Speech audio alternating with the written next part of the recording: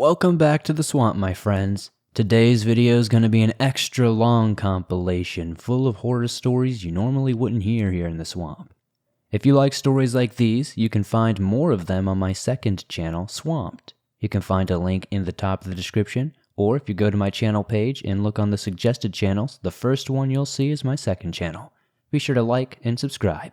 As always, if you have stories that you would like to share in a future episode, be sure to submit your stories at swampdweller.net or the email you can find in the description down below. I would love to share your stories with everyone here in the swamp.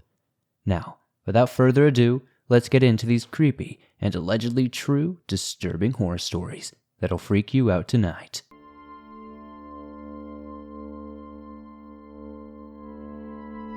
When I was 15 years old, I was part of my school's committee to attend the teachers' conference where grades would be discussed, and we would judge whether they were grading their students fairly. But that also meant that on this summer day, I had to stay longer in school. We finished around 5, and I waited outside for my mother to pick me up. As I said, it was summer, so I was wearing a shirt and shorts with tights underneath, looking like a regular kid and in no way appealing. Staring at my phone, I barely paid attention to my surroundings and even less to the construction workers throwing glances at me from across the street. That is, at least until one of them called me over. Hey, you want to help us out over here? I was both bewildered and amused, shaking my head awkwardly. No, sorry. Now at that age, I wasn't overly paranoid as I am now, but it still felt off having those grown men, they looked like they were at least in their 30s, talking to me. My mom texted me, saying she was going to be a little late. Great.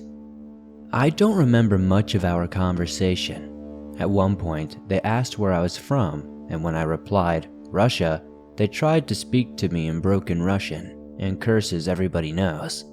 I laughed a little, thinking that maybe they were just bored or trying to postpone their work, and I was the only distraction in their vicinity. One of them asked, Hey, why are you standing in front of that school anyway? Are you picking somebody up? No, I'm just waiting for my mother. Realization was plastered all over their faces to ease me out of my initial discomfort. How old are you? 15. Oh God, pretend we never talked to you. Chuckling to myself, I was about to text my friends about what funny interaction I had just had, when suddenly I heard something that would never leave my memory. Damn, I thought we could coax her into an orgy. Who says we can't? By the grace of all that is holy, that is the moment my mother decided to appear. I jumped into her car, telling her to drive. Confused, she started the car, but not without waving at these men, because these men also helped us pave the path to our garden. I was shocked and disgusted and told my mother what had happened. I don't remember how she reacted. I know that I never reported them to my school, and they continued working there for months. And they kept on recognizing me too, whistling when I would wear a dress or even following me to the bus station while drunk. After they finished, I never saw them again, and I'm glad, and I hope it stays that way.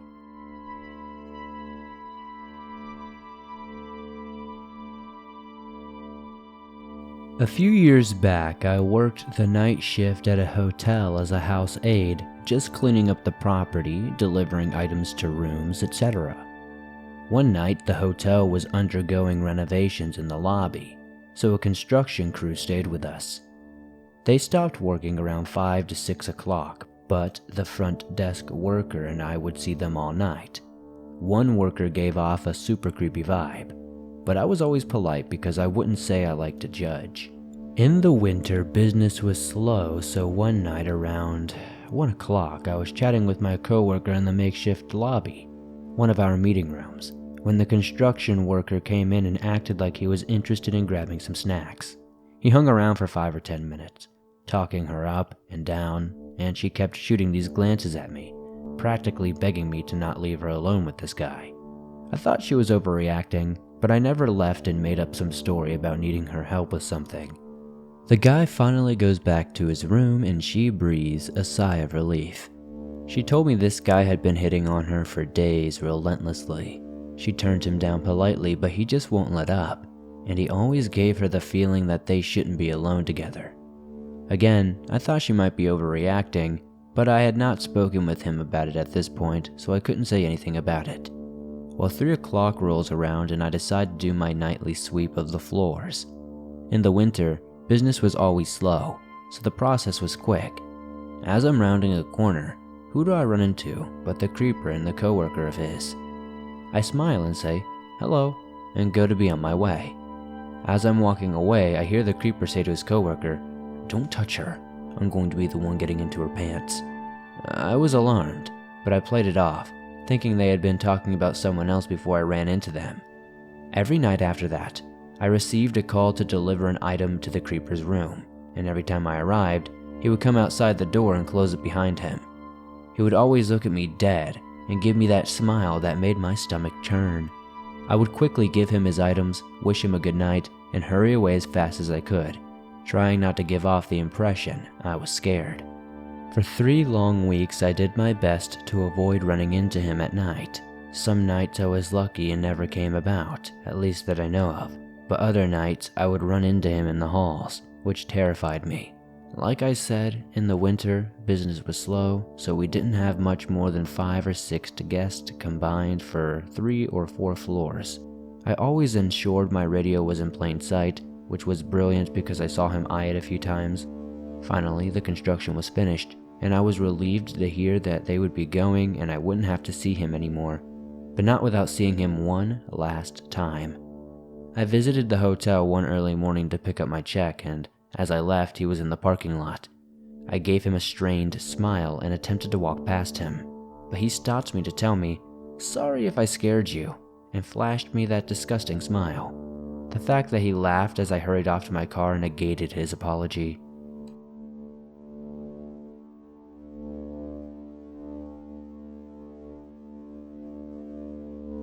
About 7 years ago, I was stuck at home for the summer. I was around 13 or 14 years old, so I couldn't drive anywhere. My dad had recently gotten remarried and decided to put an addition onto our house. It would be the main bedroom/bath over a 2-car garage. They had started all of this the previous fall, and during the summer, construction really picked up, and the basic structure of the room was set up. Now, I was home every single day, mainly on the computer. I met the general contractor and knew his face along with a few other regular construction guys.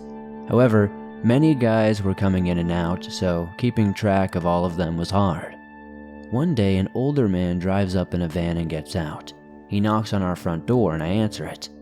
He has a clipboard in hand and mentions he's here to inspect the newly installed electrical box or something to that effect.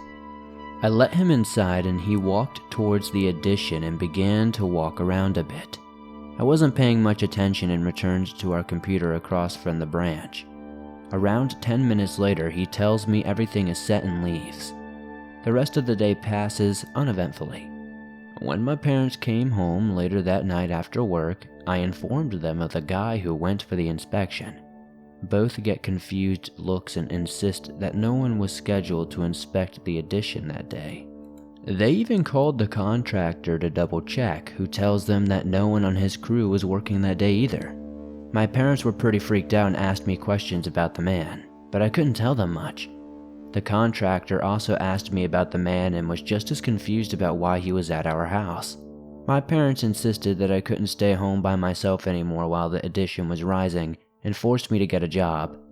I started working at a marina where my brother also worked. Today, we do not know what that guy was doing there.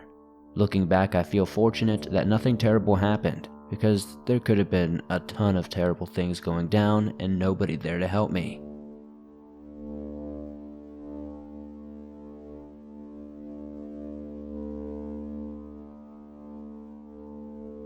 One sunny, warm day about a year and a half ago, I was hanging out at this little park.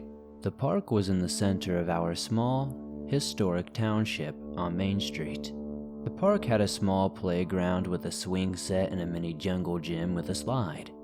There were also public restrooms, an old brick jailhouse for 2 people from the day, plus a large pavilion with a couple of metal benches. The gazebo is located right in the center of the park, where I was sitting while embroidering. Next to the park, separated by a small road that led to the park's parking lot, there was a historic 2-story building. Outside the back of the building was a massive deconstruction and cleanup project that was underway. I could see what was going on from my position on the gazebo's steps where I was sitting. On the first day of the cleanup process, I noticed that the only dude left working there for the day seemed to keep staring over at me. At the time, I didn't think much of it. However, the next day I also noticed the same dude seeming to stare over at me occasionally. As he was finishing up for the day, a friend I was talking to at the gazebo decided to head over and ask the dude what was going on over there. As a result, the dude eventually worked his way over to the pavilion with my friend. They talked for a while, but the dude lingered behind me for several minutes before my friend told him to leave. Our conversation was bare, just idle chit-chat, polite but distant sort of stuff, like stuff about the recent weather, nothing profound. As we talked, he noticed that I smoked when I opened up my sewing box. Politely apologizing, he asked if I could smoke a little with him, so he didn't have to get up and walk to his car to grab some of his. I knew he was tired after a long day's work, so I understood somewhat. But unfortunately, I told him I was out myself at the moment, so he suggested we both take the walk back to his car to smoke. Hesitantly, I decided to walk with him to his car. I know, dumb idea. But we were out in broad daylight in public after all.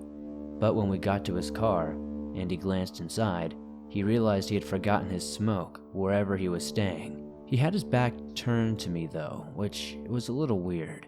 I noticed him suddenly looking around as if though he was looking for someone. I questioned this. He told me a long story about how there was a gang stalking him. He said it had been going on for a couple of years. This made me a little nervous as his whole demeanor had changed since telling me that story. So, trying to change the subject, he suggested we go to where he was staying to smoke. He said it was only a few minutes away from the park. I declined politely, making up a lie about having a ride coming for me at any time. But he tried pressing me more about it, emphasizing that it was practically just down the street. He said it was lonely there, and it would be nice to have some company over.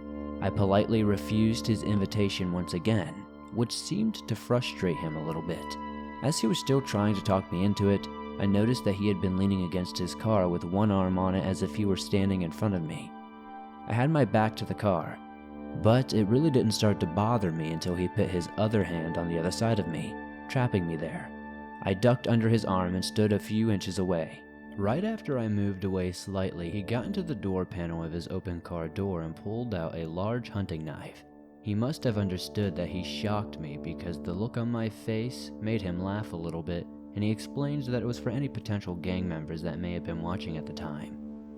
I didn't quite know how to respond to that. At that moment, I started thinking about how I had a good friend who lived just on the other side of the park in a small apartment building. But I knew the dude would have easily watched me walk over there and would have potentially waited for me to come back out. So I started to make an excuse that I should be heading on right then, and he should go home and relax and smoke, and that I was sorry that I couldn't go with him. I didn't want to piss him off right then, but just as I was about to open my mouth to finish making my polite excuse, he stepped over in front of me and blocked me with his arms again. "Come on," he pleaded with me. "Just come back with me for just a little bit. We can hang outside and smoke." He reiterated once again that it was only a 5-minute drive. At that point, though, I was done making excuses to this dude. I had already made it clear I was not going anywhere with him. It was then that he pulled the knife from his pocket. Through gritted teeth, trying to mask his frustration, he said, "Look, I'm just a little lonely, is all." He leaned so close to my face that I could see his yellowing crooked teeth barely inches away. "I won't be keeping you long," he hissed in my face. At that point, I started panicking internally. I froze, not knowing what to say, but then thank all sorts of goodness for another friend who suddenly appeared, calling my name out, approaching us. "What's up?" he asked, walking up to his car. That seemed to do the trick. At this point, the dude put his arms down, turned away from me. Upon releasing me from his dominance, he started to introduce himself in a polite manner to my friend. His whole demeanor had suddenly gone back to normal. So, as well as I could manage, I started a casual conversation with my friend, and we slowly began to walk away from that creepy dude. we left that scary situation behind. I never did see that dude again, thankfully, but I did avoid going back to that park, at least until the construction was over. There's something about construction workers, dude, I don't know.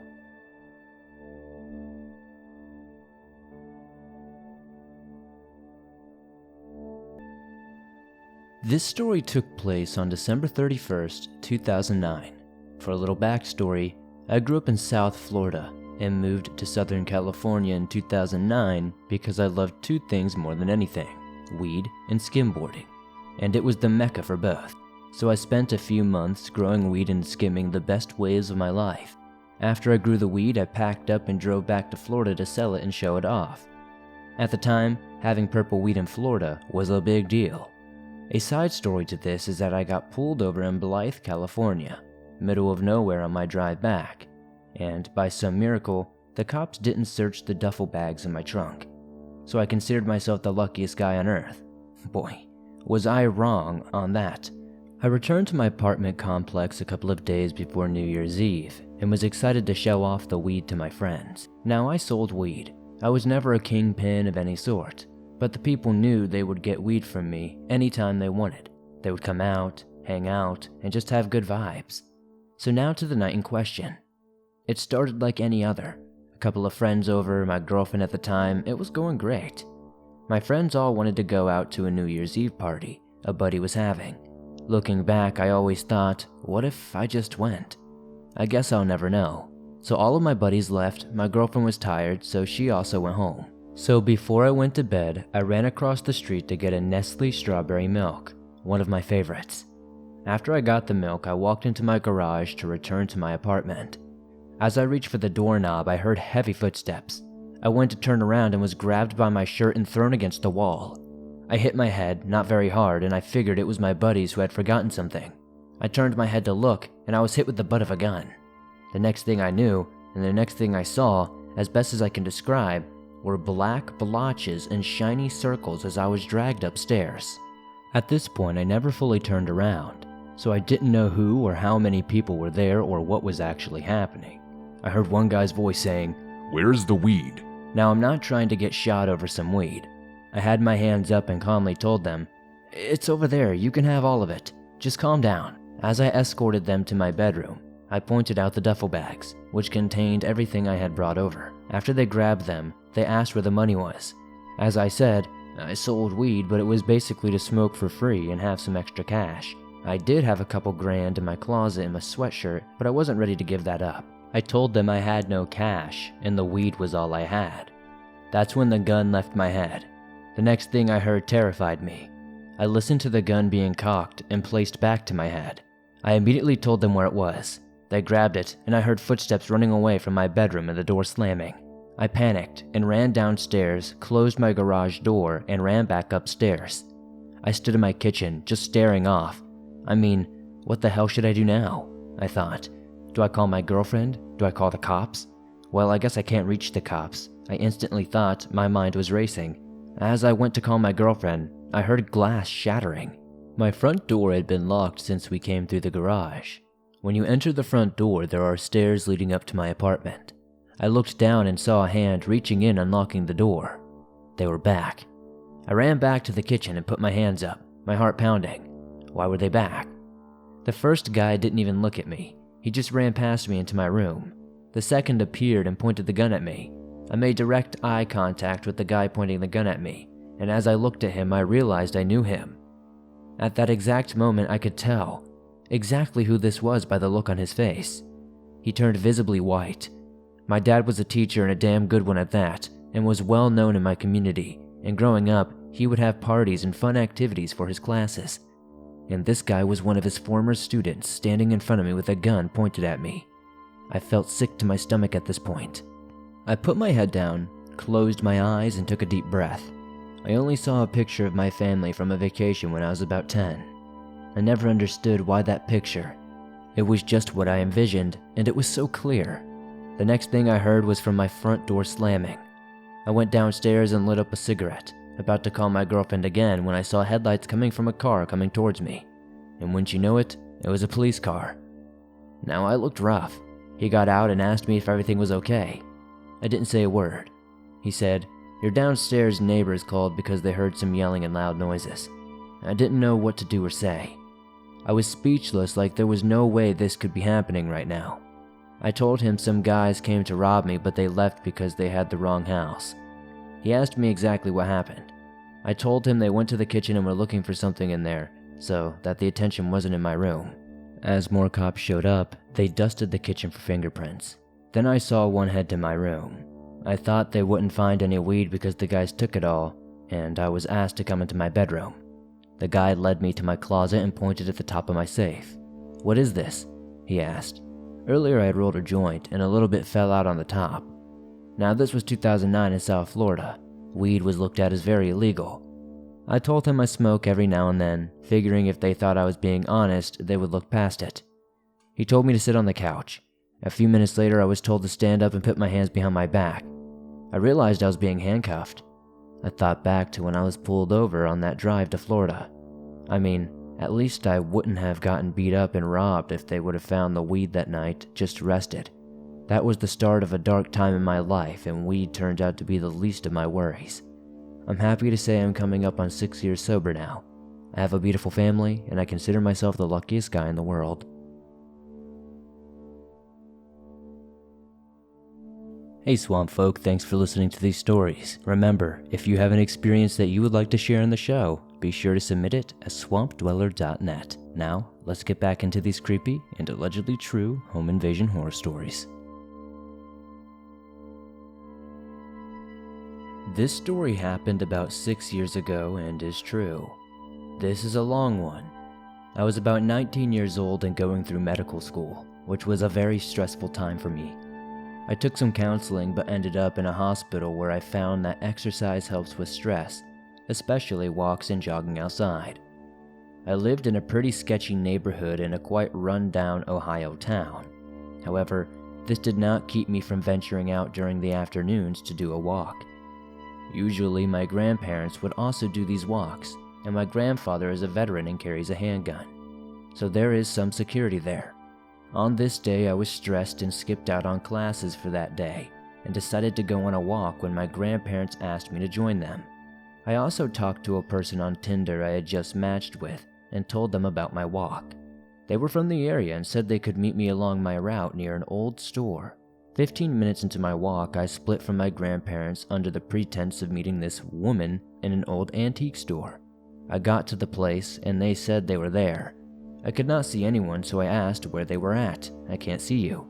They responded, "I can see you." I immediately dipped out of the area, thoroughly creeped out, but now I felt that I was alone, heading back through a sketchy area between downtown and my house. I noticed two kids, probably one being 17 and another I later found was 16, riding around on their bikes. They passed me by a few times, and on the third passing by, the younger one asked, "Hey, do you smoke?" I responded, "No, thanks." He continued prodding me with questions like, "Are you from here?" To which I lied on every question, hoping to throw him off, but thinking back it made me look more vulnerable. Not long into the conversation, the young kid gets off his bike, and the other is standing in the distance behind him, also off his bike, hands in his pocket. The younger kid told me, "I need your phone." I hesitated, but the kid put his hands in his pockets, which was an obvious sign he had something hidden. I complied and the kid got on his bike. The older one pedaled away quickly. Feeling less threatened and pumped full of adrenaline, I grabbed him, threw him to the ground. He started running, but I couldn't catch up with him. I returned to the area the kid left his bike in. Having left his bike, I picked it up and started walking along with it to my house. This entire time, my house was in sight. The older kid moments later stepped up with a knife in plain sight, saying, "I need you to give me that bike." I conceded and handed over the bike. I could sense the situation escalating, and I decided to leg it with my house being about 100 feet away. I reached my front door, frantically trying to open it, while a black car pulled into my driveway. It seems my grandparents were not back yet and the door was locked. I heard from the car, "I thought he would have run a bit further." I had no idea where this car came from, but I think they may have been coaching these kids. I ran to my neighbors who let me in, where I called the police. The youngest kid was caught, but the others were not. Unfortunately, as I called out sick to class and the court day was on a class day, I had to flunk a class to attend the hearing, which caused me to fail automatically. This wasn't the end, though. Later that week, my grandparents left the house to do errands, and I decided to sleep in, still having been stressed by the events earlier that week. I awoke having heard a loud banging. I live on the second floor, and no one came up except me, so the banging on my locked door startled me. I had my door bolted and locked. I looked out my window to my driveway to see a familiar black vehicle in the driveway. My grandparents were not home. "Who's there?" I yelled. No reply. Heavy footsteps, 2 pairs I thought I heard, walking down my stairs. I barricaded myself in my windowless bathroom adjoining my room. I heard the car leave, not having seen the intruders. Still, I was petrified and didn't leave that room until my grandmother came pounding on my door, exclaiming that everything had been stolen, from the air conditioner to the guns in my grandfather's heavy safe. Later, one of the men was caught, and my grandfather's coin collection was retrieved, but the guns and other valuables were long gone. The kid cried profusely in court and begged me to forgive him. I refused to reply and sat there after the testimony to the judge. All in all, I blamed the entire situation on the adults, who I presume set those kids up to do this, and then later invaded my home. I left out some details such as the police search afterward, where my stepdad took me to look for the kids, and he ended up hitting the young one off the bike with his car. That's how the young kid got caught. I feel a bit bad after that one. Hey swamp folk, sorry to interrupt these stories, but today's episode is sponsored by our good friends over at HelloFresh. HelloFresh delivers fresh quality products from the farm to your door in less than a week, so you can savor summer flavors right from your home. HelloFresh now has 30 dinner recipes to choose from every single week. That's the most choices of any meal kit. Now, me personally and many others in the swamp have been using HelloFresh for over 2 years now, and I can tell you this, I discover seasonal summer recipes like cucumber salad, stuffed pita pockets, chicken sausage, stuffed peppers, Tuscan spiced shrimp, and so much more on a weekly basis that it has expanded my palate outside of those good old McDonald's chicken nuggies. So, what are you waiting for? Join me and many others in the swamp today. Go to hellofresh.com/swamped16 and use code swamped16 for up to 16 free meals and 3 free gifts. Once again, go to hellofresh.com/swamped16 and use code swamped16 for up to 16 free meals and 3 free gifts. Come find out why it's America's #1 meal kit. The last thing you would ever expect to happen in a small or rural town in the middle of nowhere is a gruesome quadruple homicide. By all accounts, Ina, Illinois is a quiet, sleepy town that did not have much more than a general store, a bank, a gas station, a post office, or a firehouse. This case caught my eye. I would assume it was because I came from a small town with roughly only 900 people in it. These small town cases hit home for me. This case is from the 80s, 1987 to be exact.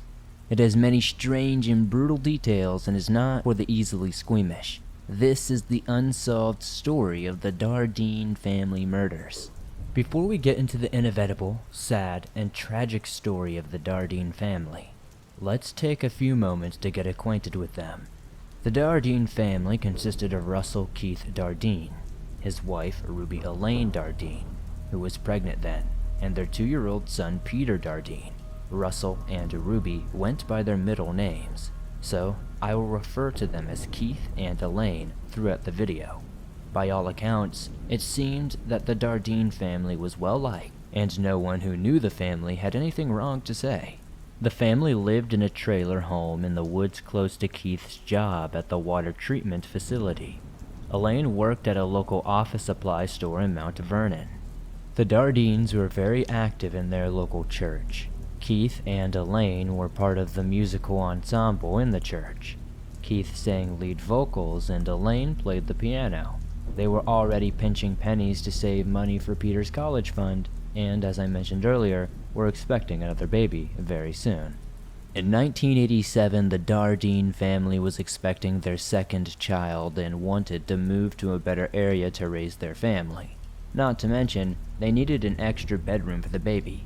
To put the cherry on top, There had been around 15 homicides in Jefferson County alone in the previous 2 years they had been living there. Let's put that into perspective quickly. Only about 38,000 people live in Jefferson County, Illinois. So obviously they decided to put their mobile home up for sale. They had hoped to find a home with a bit more space up in Mount Carmel. This had been the area Keith had grown up in.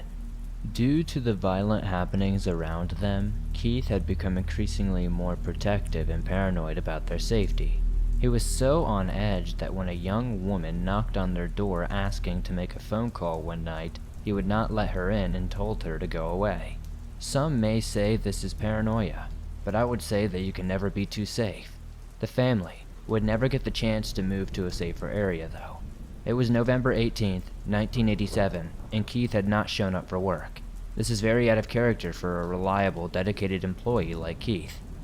Keith's boss was instantly concerned and made a call to his home but got no answer.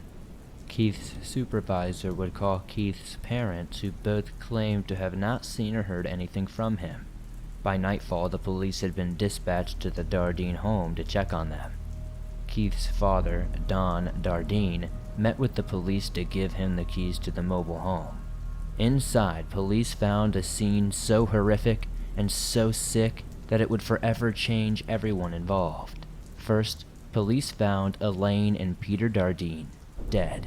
They had been beaten to death brutally and killed with a baseball bat Keith had bought for Peter earlier that year. Elaine had been beaten so severely that she had given birth. And yes, the killer was so gruesome he had even beaten the newborn. Whoever had done this had tied up Elaine with duct tape and gagged her. The killer had cleaned up the area, showing they had no worries about being in a rush to leave the scene. The only person not found was Keith Dardeen. Now, the police initially thought he had murdered his own family and was now on the run. But these suspicions were short-lived as Keith's body was found in a field not far from the family's home.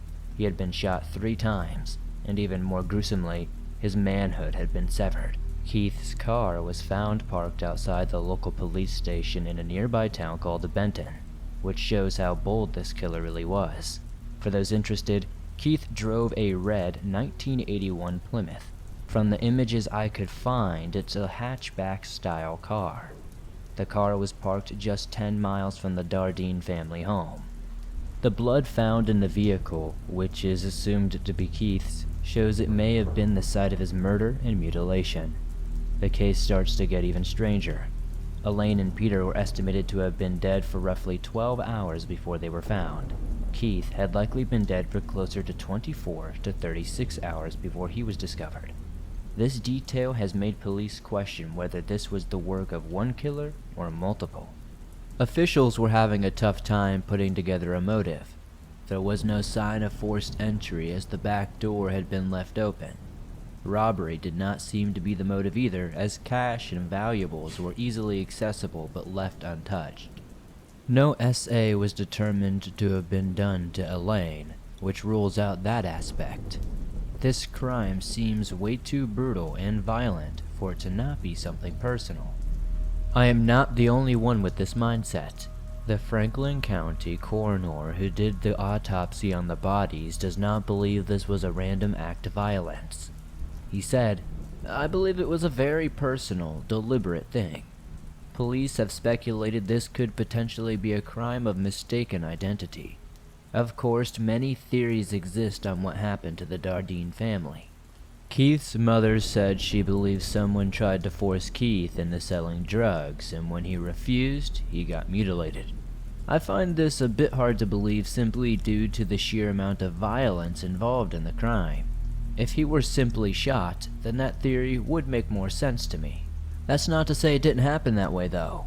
Keith's mother also had an idea that someone may have had the hots for Elaine, and when she did not accept their advances, they took their rage out on the family. This could be plausible, but wouldn't you think SA would occur? Maybe not, but it does make sense and could be a possible answer. The next theory will make many roll their eyes and potentially even click away, but this theory has some semblance of logic. Rumors ran wild among locals that the unborn baby Elaine had been ripped from her womb. This, combined with the mutilation of Keith's man parts, sent the locals in a frenzy, thinking satanic ritual killings were being carried out in their neighborhoods.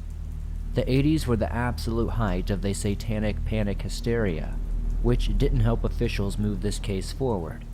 As unfortunate as it may be to admit, these rumors, even though likely untrue, did impact the investigation in some sort of way. Whether it was directly or indirectly, it did cause the investigation to be muddied, in a sense. The last theory I wanted to touch on is the serial killer theory. I am unsure where this was suggested or who, but there was a string of suspected serial killings in the area. A regional serial killer was a solid idea then, and still could make the pieces to this puzzle make a bit more sense. Despite a long-standing investigation from Illinois State Police and Jefferson County Police, roughly 30 detectives working full-time, including FBI involvement, nothing outside of a few suggestions and potential profiles came of this. The FBI stated this crime defied their analytic methods and finding a motive was nearly impossible. It is safe to say that in a town as small as Ina, Illinois, the locals were all on edge and paranoid after all of these murders. A local Ina resident told the local coroner, who also doubled as a local doctor, that he lost 14 pounds due to the stress of living next door to the Dardeen family home. The Dardeen family's landlord even stayed up at night reading books to stay awake out of fear. Nobody knew why the deaths were happening, which made everyone uneasy and made them all feel like a target. This case would sadly, like many others, become a cold case. Now, this doesn't mean it was forgotten, though. Joanne Dardeen has worked tirelessly to keep a light on this case. Throughout the 1990s, Joanne would call the single detectives still working on the case. She would give them potential leads and ask if they had any new information. She also acquired more than 3,000 signatures from the area to get the Oprah show to share their family's case on the show, but it was declined due to the violent nature of the crime. She did eventually get the case shared on America's Most Wanted after they initially decided not to air the case.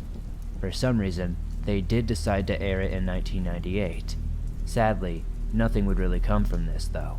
No new leads or tips. The story doesn't quite end there, though. In 2000, serial killer Tommy Lynn Sells, arrested for cutting 2 girls' throats in Texas, started to confess to many other unsolved murders across the country. Sells claimed he was a carny who train hopped across the country. He claimed to have killed the Dardeen family after Keith had invited him over for dinner, after meeting him at the pool hall or a truck stop. He claims Keith tried to get him to partake in a threesome with his wife. This story is highly doubted by many, though. The Dardeen family were extremely religious, as we mentioned before. Keith was very cautious. Remember how Keith declined a young girl to come into their home and use their phone? Why would he let a 22-year-old man in? This was a common question from locals at the time.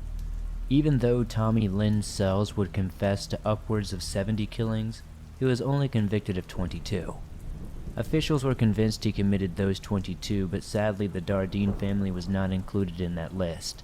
It would be doubtful Tommy Lynn Sells killed the Dardeen family, but not impossible, I guess. As of now, the complex and disturbing case of the Dardeen family murders remains unsolved.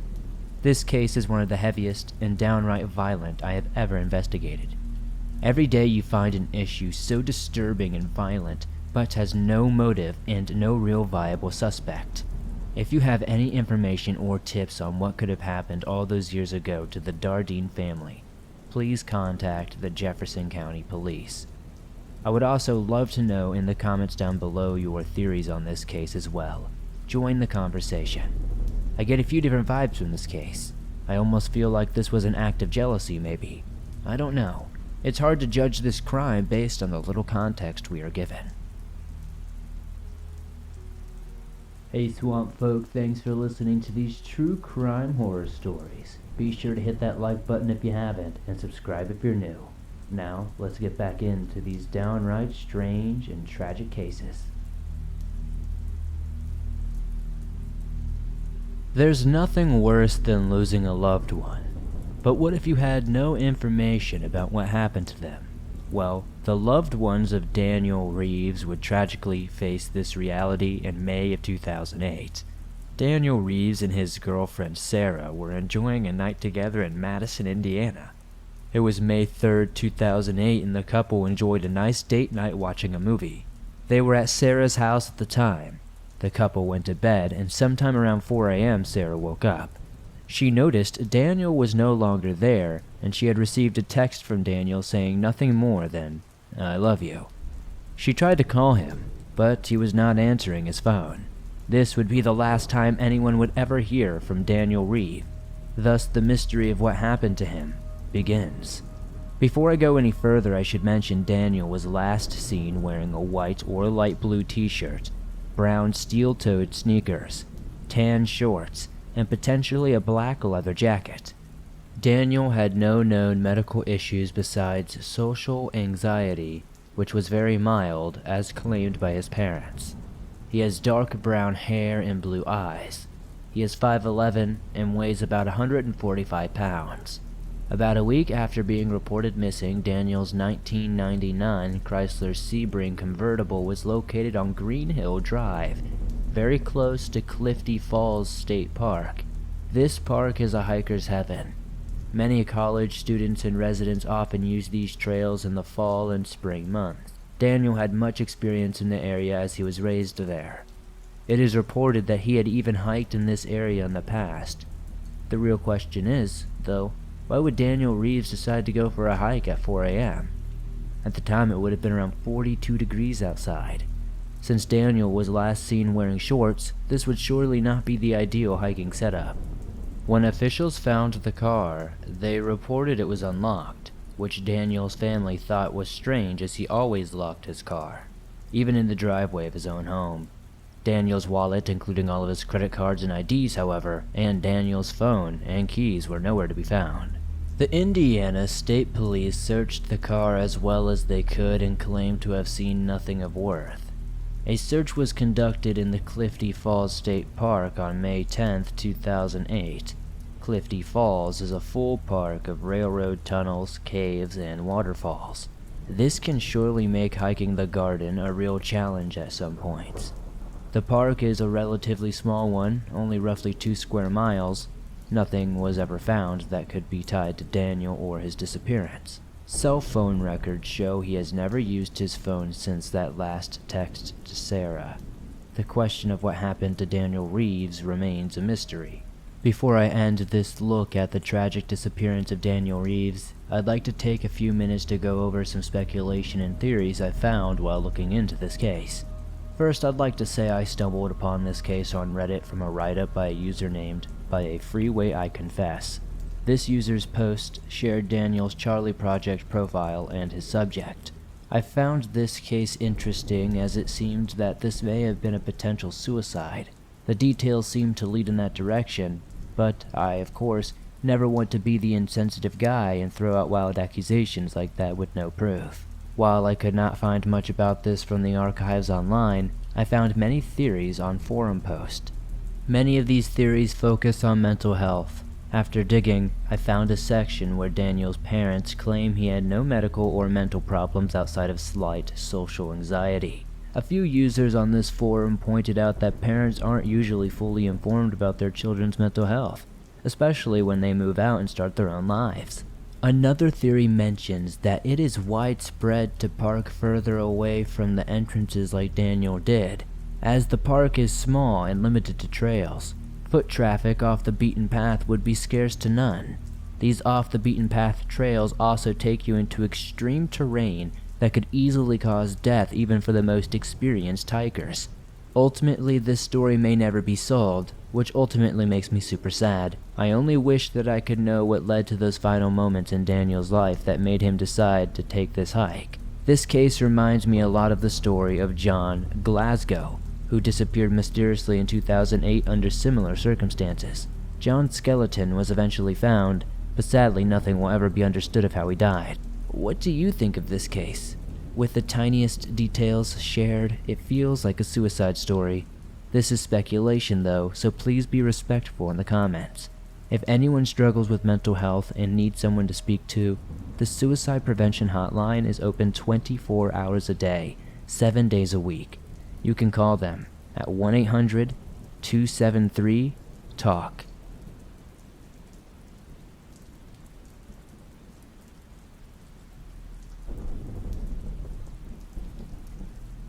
Valentine's Day is one of those minor, yet busier holidays that many lovers across the globe partake in every single year. I know that I love showering my loved ones with gifts on this day to show them how much I care. It seems not everyone is as festive as us. Some people have more nefarious and sinister intentions. This story is a tragic and unsolved cold case from the late 1980s in the rural South.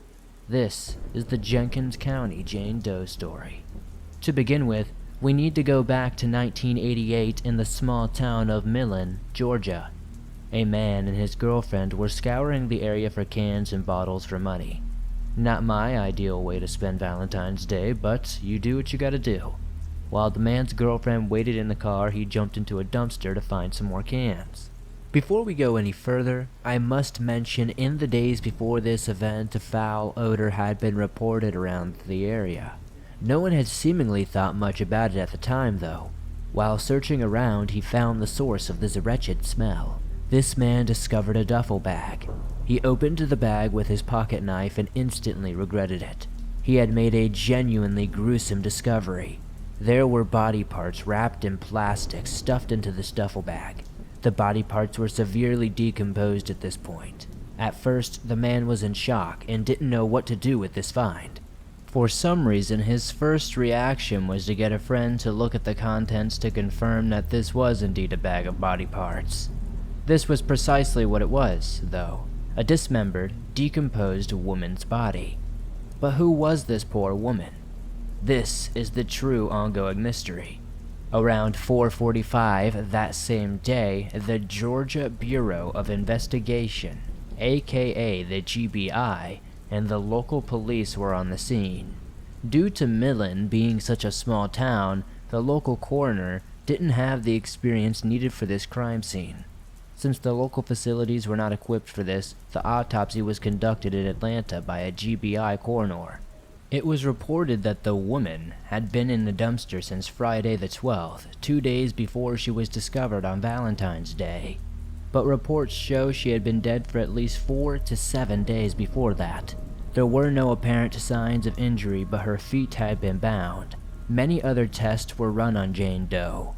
She returned negative for any drugs or seminal evidence, which would have been left behind if an assault occurred. Unfortunately, no cause of death could be 100% determined, which makes profiling the killer that much harder. Rumors do speculate it could have been due to some sort of asphyxiation. No matter how she died, she is considered a murder victim. Since Jane Doe's remains were in such bad shape, the post-mortem photos were not released. At least I could not find them, that is. There are 2 publicly available reconstruction photos of Jane Doe, though. This first sketch was made up by GBI forensic artist Marla Lawson in 1988. It was admitted not to be as detailed as the composite, which was made later. The composite shows what most likely Jane Doe would have looked like. She was estimated to be somewhere between the ages of 16 to 25. She was roughly 5'4" to 5'5" in height, and probably weighed around 135 to 145 pounds. She was described as having a slim build. She has long, thick brown or black hair. There is a rather large dispute in her eye color. Multiple sources report it listed as brown, and others have it listed as unknown. Her dental records show she had good teeth, her upper teeth were somewhat crooked, and she had recently had a lower wisdom tooth removed not too long before she was killed. The last detail I could find is that Jane Doe's legs were freshly shaven.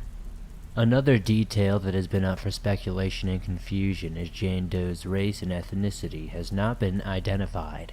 This may seem trivial, but knowing a victim's race and ethnicity can reveal much information about the culprit. Media rumors speculate that she was Asian with the possibility of being mixed. though locals disputed that fact and assumed that she was in fact Latina or Native American. Marla Lawson, the GBI forensic artist who created the reconstruction of Jane Doe based on the post-mortem pictures, thought she was of Asian or white descent. The stalemate in conflicting details could be a real monkey wrench in the progression of this investigation. Inside the duffel bag, officials found a pillow, bedspread, bed sheets, and a towel alongside the body parts. The pillow and quilt seemed to be from the same matching set. They both have the same rose design. The bed sheet reportedly had no unique markings on them. The towel had printed butterfly designs on it. The bedding was eventually linked to a Korean manufacturer. Officials aren't sure, but they think these items could have been Jane Doe's property. Now, I did find more details on this case while I was digging around online. I studied deeper into Millen, Georgia, and the surrounding areas, specifically in 1988 when this crime occurred. For some context, Millen is a tiny town. Even today, the city barely hosts 3,100 residents. In the 80s, the town only boasted a few hundred more residents, sitting along 3,800 in its prime. The town of Millen at the time had most of its population made up of African American families. Asian American families were a tiny minority in Millen at the time. After looking at a historical table of the town's population, you can see the Asian American population was only about 0.17% of the population. If we look at the Native American population, it was even less at only 0.06% of the people that lived in Millen. So if Jane Doe came from any of those racial backgrounds, a quick look into the residents at the time could find out very quickly who fit those backgrounds, and could very well help determine who this girl is. Speculation that does argue against this point, though, is that due to the demographics of the area and the fact that the undocumented migrant workers who came through there seasonally, is suspected that Jane Doe may not even been from the local area at all. It is common for serial offenders to abduct their victims and drop their bodies off in unrelated locations to confuse investigators. Let's be a bit more specific. The dumpster Jane Doe was found in was located off Kaiser Road and Old Perkins Road. Though the actual dumpster was taken as evidence, the area has been cleared now to enlarge the road. There are endless speculations on who, where, and why Jane Doe was killed. Some think she could have been a part of the ever-growing human trafficking epidemic. This was particularly bad at the time, especially for Asian immigrant women, who were often vulnerable and easily manipulated at the time. While reading write-ups on this case, I stumbled upon a Reddit post that mentioned that in Georgia at the time, during this time that this was all happening, these women came from various nationalities. Many were Asian, and exceptionally high number of them originally came from China. It has been suggested that Jane Doe was a victim of human trafficking and could have worked in the many illegal massage parlors and spas, which were merely a front for brothels and human trafficking. Some more exciting details noted at the time is that the man who initially found Jane Doe mentioned he saw a small brown car parked nearby. When he returned with his friend, he noted that the car was gone. I was also able to find some rumblings of an additional report that this alleged small brown car was also seen by some children who were playing nearby. During the interview, the local police were told some interesting information from these two children.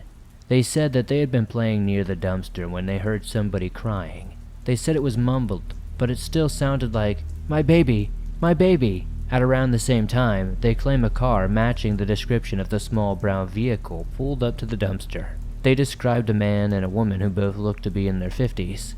They got out of the car and proceeded to throw something away. On top of these developments, when police further searched the dumpster, they found a half-full gas can. It's not apparent if they think this is related, but I figured I'd throw it in there anyways as well. We don't have too much to go off of. It is speculated online that the killer probably planned to burn the body. When Jane Doe was discovered, many leads came in from the public, but all of them turned into dead ends almost as quickly as they had come in. Now, before I wrap this case up and open the discussion in the comments with you guys, there are a few leads in this case. Now, I know earlier the only known witnesses to this event said they saw an older couple dropping something off in a car as the one reported, but the most significant lead involved a 23-year-old man named Johnny Young. Johnny was a Millen native, but lived in New Jersey at the time.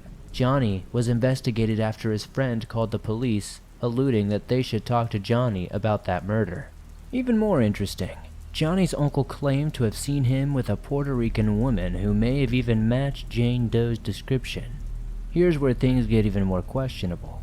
Johnny's uncle claims his nephew was involved with two drug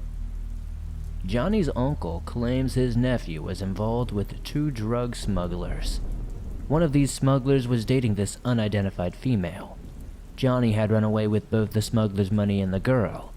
Johnny did admit to knowing one of the smugglers but not the other one, and he also stated that he did not know a Puerto Rican girl. The GBI could not find substantial evidence that Young had either been seen with such a woman or that she even existed. It would later come out that Johnny and his uncle had a strained relationship. This may have influenced the uncle to say some out-of-hand statements.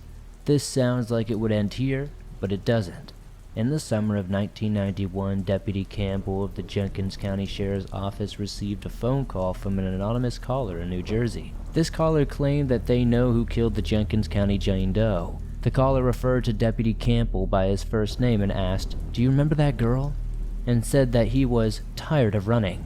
This caller claimed he had tried to turn himself into the New Jersey police, but they had not believed him. The caller told Deputy Campbell to come pick him up and hung up the phone. Deputy Campbell has never been able to contact the caller again, but the family believes it was Johnny Young who called him that day. They eventually tracked Johnny down and questioned him about the phone call. He denied that he had ever made the call and relayed the same story as the first interview. But he did add in some new details, like how his uncle and another man had shown him the dumpster at some point before Jane Doe had been found. The GBI re-interviewed Johnny's family and friends, but this also ended up just as a dead end. Since this initial lead, though, no new information has been developed in this case. The only suspect we had died in 2006. Crow Fields Funeral Home in Millen cremated Jane Doe's body. It is unclear why they did this, as murder victims are usually not burned, but seeing as Millen is a small town, it is not unfathomable that something like this would happen, even though the GBI did attempt to retrieve unusable DNA from the bedding found with her remains. On the brighter side, her dental records and fingerprint could be used to help identify her one day. Many searches to find a match have been unsuccessful thus far.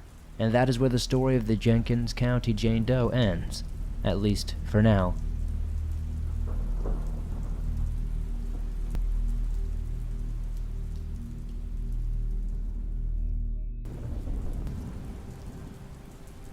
My name is Lynette, and I work with the park rangers in Washington State. My story takes place about a decade ago and doesn't involve anything supernatural or weird. No, it involves a very human element. I've been doing my job for 13 years and have yet to be scared before or since this has happened. It was a Monday afternoon, and I was getting ready to finish my shift for the day. As I was cleaning up and ensuring there was nothing that needed fixing in the coming days, I heard loud shouting a little ways off to my west. As I listened more intensely, it was clear two males were arguing with another, which was a severe argument. I heard cussing and then a loud screaming. I rushed toward the sound without thinking. I have a very caring heart and want to ensure things are okay. That said, I made a mistake at that moment. I didn't call for backup or call the cops as I should have right then and there. I was just so worried about the person I heard, and I got caught up in the moment. As I ran toward the screaming, I heard someone shouting, "Stop it, man! I'm sorry, stop it!" I'll never forget those words, and when I came over, what I saw made me scream as I went to a sliding stop. This was also a huge mistake. I probably should have been quieter, but the shock of what I saw made me scream. A man was bleeding out on the ground, and another man was standing over this man with a bloody knife in his hand, still stabbing the seemingly lifeless man. I panicked, and that's all it took for the other man to turn around, see me, and rush me. I remember hearing him yell, "Come here." I froze, and he was on top of me immediately. He had the knife to my throat and told me to give him my radio. He said if I tried anything, he'd gut me right then and there, just like he did that other guy. I was crying as I gave up my radio and stared at this man in the eyes. He looked utterly uncaring about anything he had just done. I had seen the evidence only a few feet away that he didn't care and would happily kill me. So I asked him what he wanted. He eyed me and gave me the most unnerving smirk I've ever seen someone give me in my lifetime. He grabbed me by the hair a moment later and threw me next to the other man. At this moment, I could still see he was still alive, but barely. I still remember his sputtered breathing as he choked on his blood, and I remember being sure I would die here at that moment. The man grabbed me from behind and tied my hands behind my back as I cried and begged him to stop. I remember him feeling my waist and thinking he was about to do something horrible to me before realizing he was merely checking me for any weapons or anything I could use. At first, this brought a subtle and strange form of relief until I realized he might just be getting ready to kill me. I mean, I'd seen what he had just done to the man dying in front of me, so it was unlikely he would let me live as well. I began sobbing, at which point the man punched me in the back of the head and told me if he heard me speak without permission one more time, he would end my life right there. Silently, I began to pray to God. I wasn't even religious, but I remember begging God internally to help me somehow. I cried but tried my best to keep quiet. The man reached into my pockets and grabbed my wallet before pushing my face into the blood-soaked chest of the now dead man.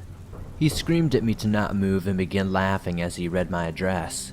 He took pictures of my family and said if I said a single word about this, he would find me and make me watch as he murdered my family before killing me. There was no hint of regret in his voice for what he had just done, and I heard him run off before long. I remember waiting until I was positive he was gone before rolling over and crying my eyes out. I couldn't control my sobbing, and I began screaming. This was several minutes after the man had left. After what seemed like forever, I heard my supervisor's voice coming over. He pulled out a knife, cut me free, and immediately held me while asking me what happened. I kept crying and wanted to say what happened, but couldn't get the words out. So he got me a towel and had me sit down by the tree a bit away from the body of the man who had been murdered. I had another coworker who watched over me while he called the cops. Much of this part was a blur, to be honest. When you experience extreme trauma, your brain destroys your memory for a time. I remember eventually calming down enough to explain what happened to another officer. She was very kind, and I remember telling her what had happened. When I say I remember telling her what happened, I don't entirely remember, but I can see myself talking to her, but almost like being out of body. The conversation is muted. I only say this to explain the effects of severe trauma on the brain, as I don't believe enough people take that sort of thing seriously or understand what it can do to someone. I know I explained it, though, as I still talk to the officer who helped me today. I required extensive leave, therapy, and much more after all this happened, but I did eventually come out on the other side of this, somewhat sane. I still have nightmares and evil PTSD about this event, but I am well enough to work, and now we have a policy of being in pairs to prevent something like this from happening again. I remember the dying man's body and watching him struggle to breathe. I never fully got over that. I should also say that they did catch the man responsible shortly after he left the scene. I still thank God every day that I'm okay.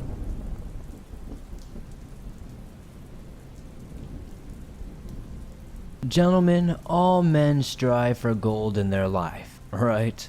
Gold medals, gold watches, gold everything. However, there is a certain type of man who goes the extra mile. He walks with the confidence of an eagle and giggles in the face of danger. He's a big, hairless, winning machine, and when he unzips his pants, he sees platinum? That's right. Manscaped would like to introduce to you their best and biggest ultimate hygiene bundle yet.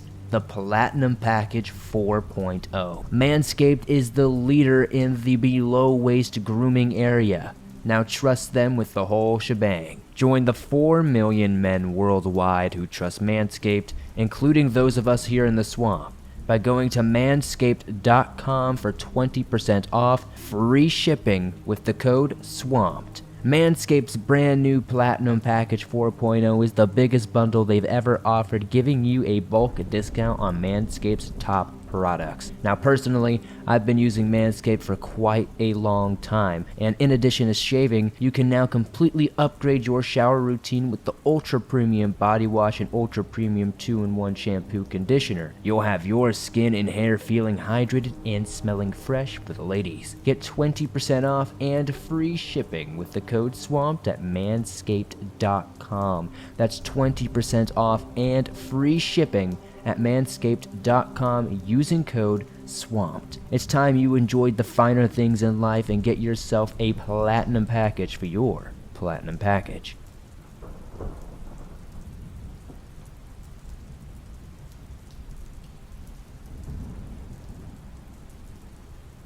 I want to share a story about the park that I work in. It's in Washington and is a peaceful place overall. That said, there are some strange things afoot there. I've been a park ranger for 27 years. During that time, I've had one thing that I find unsettling. You can call me Debbie, as most people call me anyway. I wanted to share a story about the strange sounds coming from the park I work at. These sounds happen day and night, and I'm not the only person that has experienced them. There doesn't seem to be any discernible pattern to the sounds, and it sounds almost like chanting or even singing sometimes. I find these sounds unsettling because of what happens shortly after. Something always turns up dead. It's always been animals, although there has been the occasion or two where it's sometimes people. Usually related to health issues is the excuse the park will give, but I think there's something different. Because every time these chants or singing things start, something turns up dead eventually. The experience I will discuss involves a Monday morning. I know, Mondays, am I right? And this was the first time I had heard the chanting for myself. I had heard stories previously, but I had never experienced it for myself prior. I was doing my morning rounds when I suddenly heard this cold singing. In some ways, it was relaxing, but there was more of a hint of evil to it this time. I'm not saying the chanting itself is evil.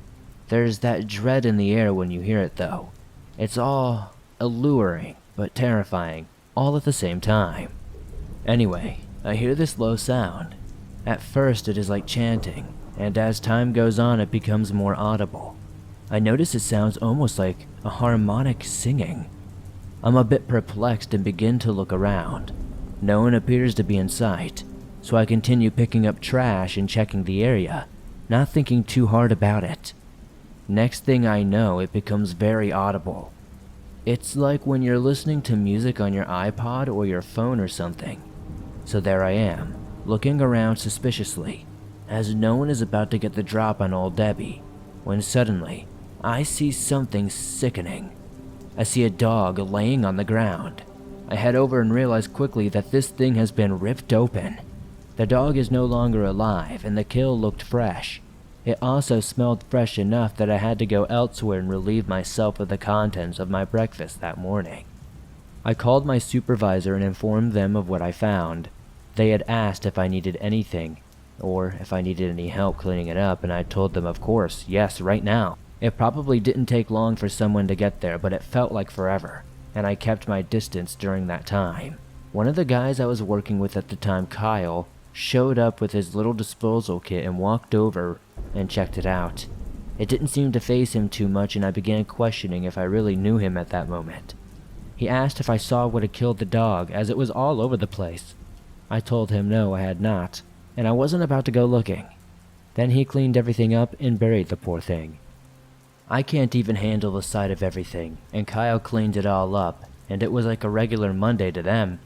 After cleanup, he asked if I had heard anything weird prior, and I explained to him, yes, the strange chanting and singing everyone goes on about. I elaborated and told him I saw nothing kill the dog though. Now, that's the only time I've been witness to the immediate death of something after this weird chanting or whatever it is occurs. Kyle and many others working there have happened upon other deaths, and as I said before, it's like a normal Monday for them. So, most of the time, it's covered up with normal human, explainable things like people choking on food or heart attacks, but I'm not so sure. All that said, I still do work at this park, and the chanting and singing is not as frequent as it used to be.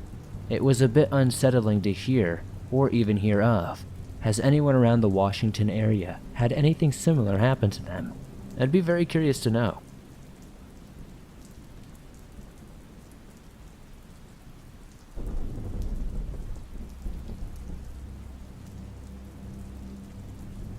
I've been working as a park ranger for roughly 17 years. In all that time, I've had a few experiences I would deem strange and scary.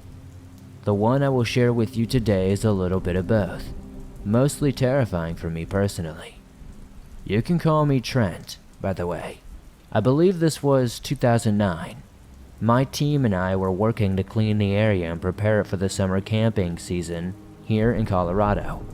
Now, it's a national park, so there's a ton that we have to do, but we like to go around and do cleanup in our area, as you have to do because people don't bother, honestly. And quite honestly, it's one of those things that gets on my nerves. It isn't hard to clean up your trash, but anyway, that's a different tangent. It was getting late, and I volunteered to stay after that evening to make sure all the cleanup was done. The idea for me at least was to get as much done as possible while we still had light. It being summer soon, we had plenty of light compared to fall and winter when it gets dark earlier. It wasn't long before everyone was clocking out, and I told them all goodbye, and I'd see them on Monday. None of my crew worked with me on my weekend shifts, though we did have a few within the department itself who did. An hour goes by and then two, and before I know it, I'm so wrapped up in my task, and I look up and I realize I'm losing daylight. Thinking a little of this, I put myself in another gear and tried to get more done.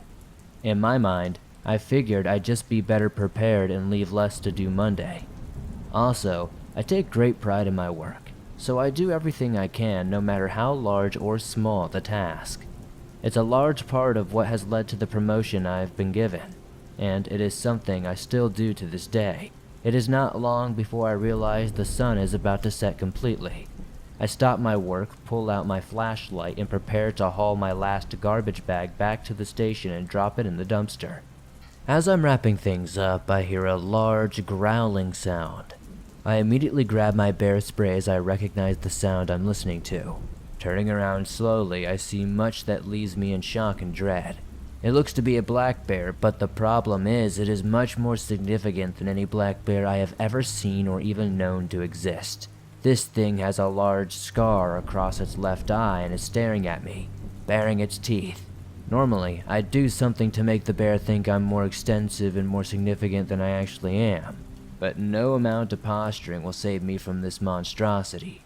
This thing looked to be 12 to 13 feet tall on all fours. I didn't believe my eyes at first, but there was no denying it. The thing stood in the air, and I about pissed myself in fear. I wanted to run, but I knew running would only encourage it to give chase. I didn't exactly feel safe standing there though, so I kept my eyes on this thing as I slowly backed away. The thing was, I had found myself far away from the trails and was quite a bit off the beaten track from the station. Usually, this isn't an issue as you don't normally run into a bear the size of a mountain on your travels around this area.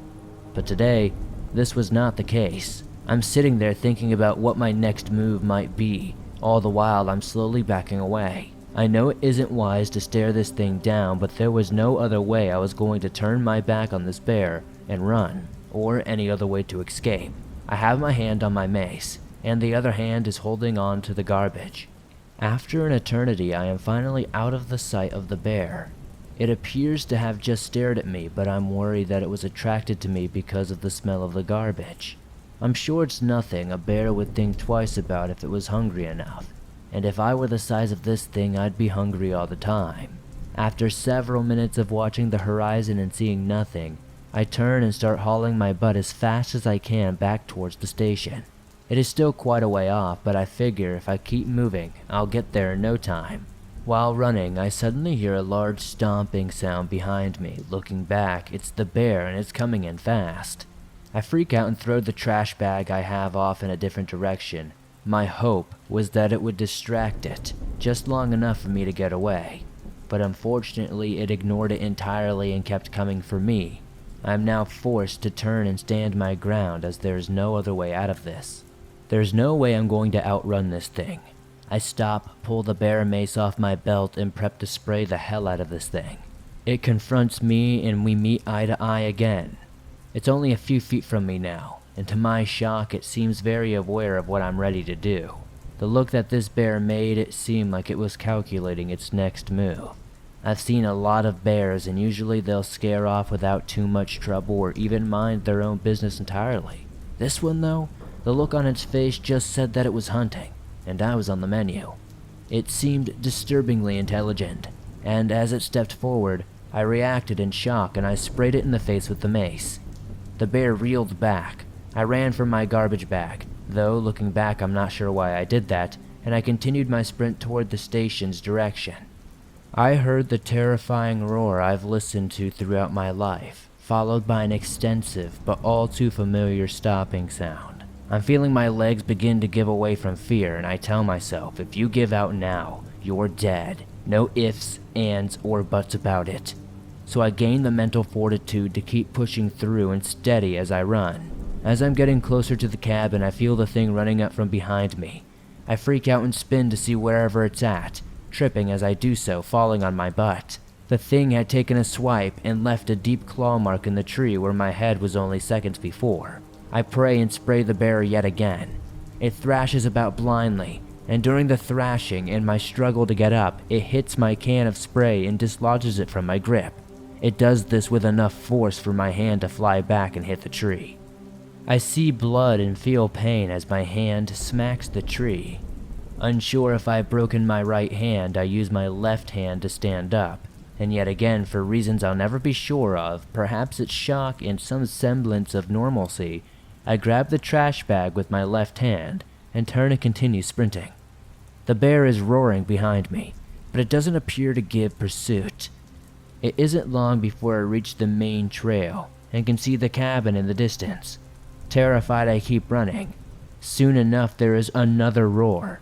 I am not ashamed to admit I peed myself a bit, followed by the familiar stomping of this bear.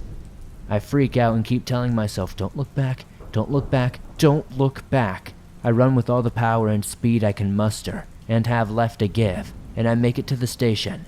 I open the door and slam it shut, locking it behind me. As I do, I feel the door's foundation shake as the bear seems to be banging against it. I barricade the door with some tables and whatever I can muster to move, and I immediately use the phone to call 911. The dispatcher answers, and I'm trying to explain where I am and my situation, and the dispatcher reassures me help is on the way. It doesn't take the police more than 5 minutes to arrive, but to me it felt like 5 hours. By the time they knock, I leap up in shock and terror at the sound. It is then that I remove the tables and slowly open the door. I am shaking as I try to explain the entire situation, and I feel tears involuntarily begin to fall down my face. Eventually, an officer sits with me, as does the sheriff, and then they try to take the time to calm me down. They ask if I need any medical attention, and I tell them no. They insisted anyways. They seem to see that I'm in shock, and I don't really feel much of the pain quite yet. I don't remember much of that part, but that's why they tell me that I need to go to a hospital. As I left the station, I remember looking back at the door and seeing a significant claw mark on our door. Now, I haven't seen this bear since that day. He hasn't turned up, and as far as I know, no one has been attacked by it. All that said, this is a situation that will stay with me for a lifetime.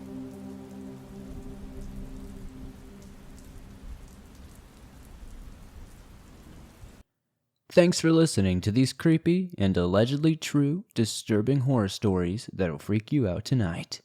If you enjoyed these stories, please be sure to hit that like button as it helps me out a ton. The more likes this episode gets, the more YouTube promotes it in the algorithm, and that helps the swamp grow. If you're listening to this on Spotify or Apple Podcasts, please be sure to give this a 5-star rating over there, as it helps me out a ton. If you're new to the swamp, why not join us? Hit that subscribe button and turn on notifications to never miss a new episode, as I upload them nearly every single day, and all things natural and supernatural. If you have a story you'd like to share in a future episode of the show, be sure to send in your story at swampdweller.net or the email you can find in the description down below. I would love to share your story with everyone here in the swamp. It's stories like yours that truly help keep this show going on a daily basis. If you'd like to support the swamp outside of all of that, come join me over on Twitch. I play horror games multiple times a week over there. Currently, we're playing The Quarry. If you're interested, you can find a link to follow me over there in the description. You can also find links to join me over on Instagram, Facebook, and Twitter to keep up with behind-the-scenes stuff from the swamp. And I'll see you all soon with another creepy episode.